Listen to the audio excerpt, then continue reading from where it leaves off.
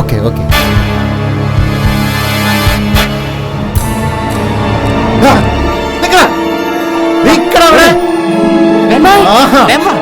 പോലീസിനെ ഓടിക്കടാ.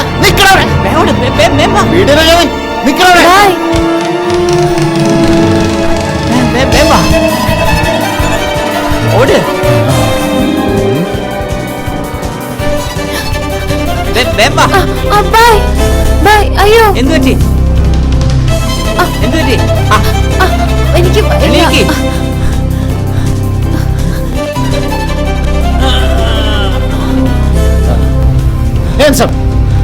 രക്ഷപ്പെടാമെന്ന് കരുതിയല്ലേ?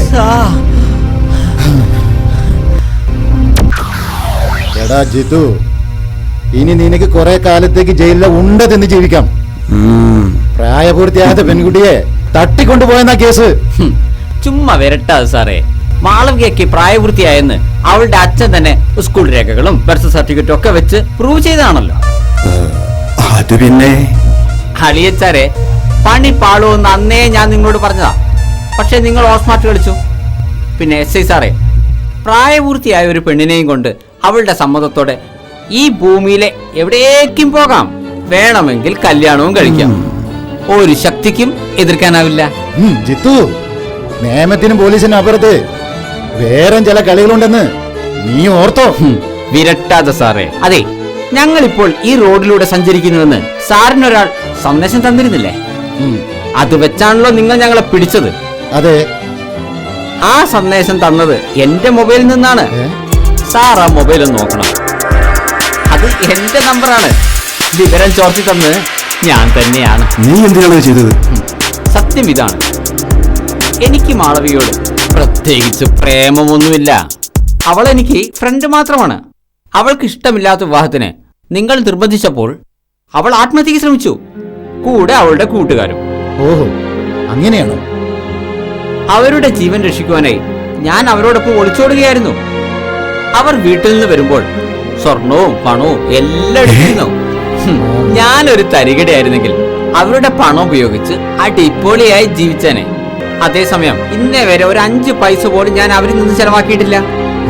ജിത്തു, നീ എന്താണ് ഉദ്ദേശിക്കുന്നത്? സർ, മാളവികയെയും മറ്റുള്ളവരെയും അച്ഛനമ്മമാർ മനസ്സിലാക്കണം. അവരുടെ ഫീലിങ്സ് ഉൾക്കൊള്ളണം. അവർ പാവങ്ങളാണ്. ഇനിയെങ്കിലും നല്ലൊരു ജീവിതം അവർക്ക് കിട്ടണം. എനിക്ക് അത്രയേ ഉള്ളൂ. ഞാൻ വിളിച്ച അവിടെ വരൂ? ഞാൻ ശ്രമിക്കാം. ഒരു മിനിറ്റ്. ശരി.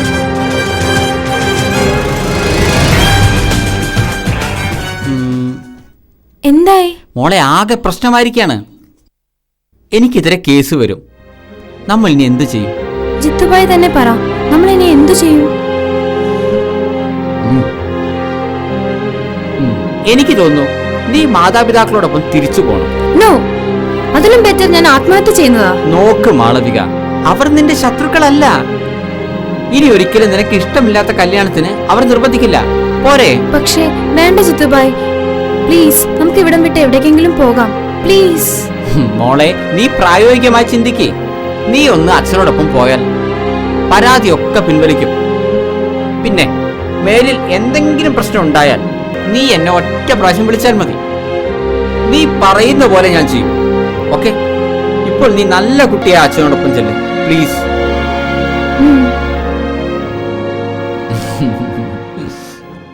അപ്പോൾ കാര്യം ഓക്കെ.